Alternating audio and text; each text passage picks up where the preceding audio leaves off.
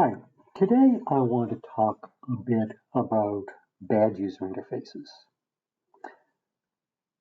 We're the generation that uses computers every day. Some of us are now using computers more than we ever thought we would or even want to. And we're confronted by these graphical user interfaces every day.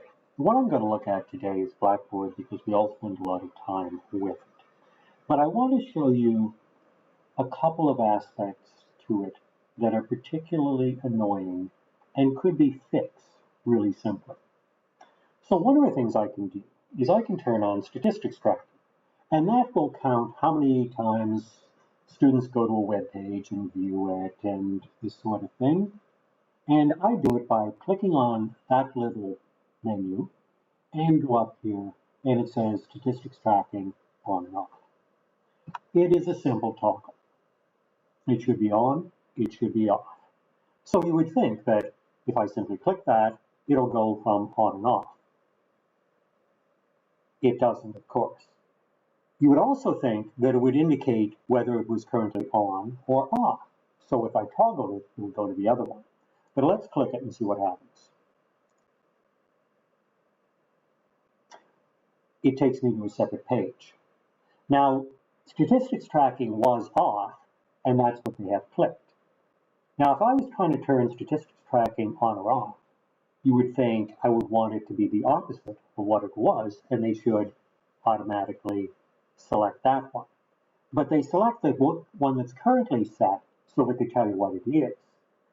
But generally, you know what it is because there's a message underneath it and the previous screen that says statistics tracking is on. So since you didn't see that message, you know it's off. By putting the current setting as the default setting, meaning I now have to do an extra click in order to do that. So now if I want it on, I have to click there, and then I have to click submit. I'm just going to cancel it because I don't actually want to turn it on. But the thing is, something that could have been done with one click now requires a minimum of 3 clicks.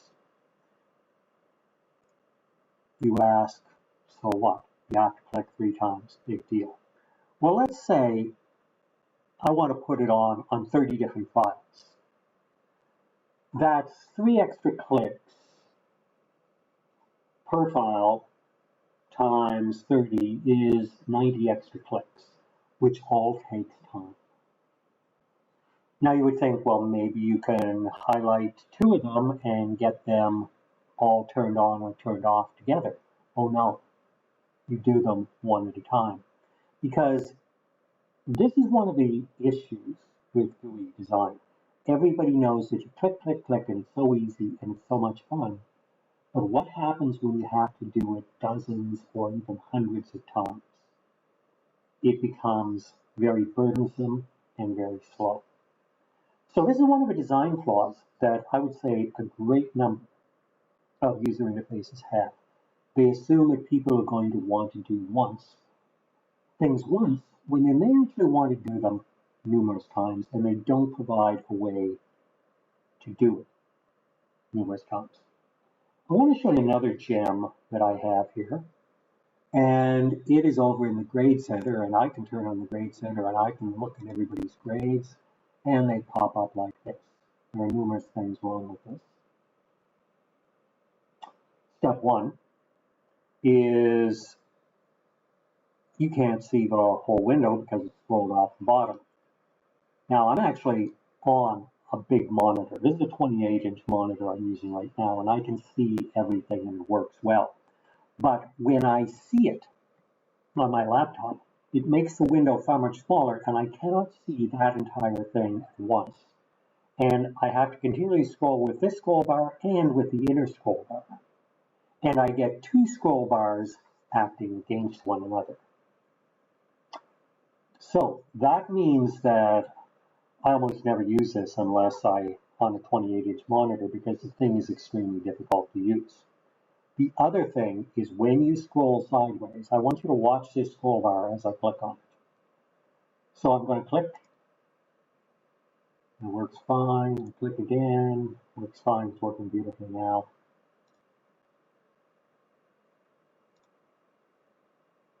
This works beautifully, except when it doesn't. So it seems to get to where it has something that takes more than, yeah. As soon as you get one that has 2 lines on it, you notice the scroll bar jumped. Now watch. Scroll bar jumps again. So rather than just laying out the inner window and letting the scroll bars handle it, because this is beyond the scrollable area, you actually move the scroll bar. And when you've got a lot of things which are on 1 line or 2 lines in the titles and you're scrolling sideways, you find that your scroll bar moves all around like that.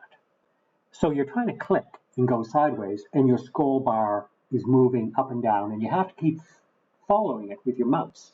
It's kind of like one of those games where you try and click on something and it moves it so that you can never click on it. And it is extremely frustrating. How would they change it? Well, they would redesign the interface to avoid that problem. They could simply take the things that take 2 lines, and if they go over 1 line, they put ... and you can expand the menu to see what they are. But this is not bad. I have ones where every single click, it bounces the scroll bar around, and it drives you absolutely nuts. So how do these interfaces happen? How do they get built? Largely, I would say several things.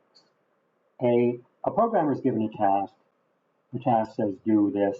They go and do it. It's done. They go, they say it's done, pay me, and that's it. Nobody actually goes and uses it to try and see how usable is it, what are the problems, and go back and fix it. They build it once, and they don't do an iterative cycle to find out what's good and bad about it, and therefore they don't feed these problems back into a redesign phase. And a big thing about it is sheer laziness. It's easy to do it this way. The programmers don't have to do any more work. It's all done. And they walk away, they get paid, everything's good, but the interface is not very useful. But then when you look at things like we started with the whether statistics tracking is on or off, that violates several of the different principles we're going to be looking at, which are visibility of state. I should be able to quickly determine if something is on or off. Second, reasonable defaults. If I do have to select something, it should have a perfectly reasonable default. If I'm trying to toggle something, which is a toggle, obviously I want it to go to the other position. I don't want you to say, oh, it's on. Which way would you like it to go, on or off?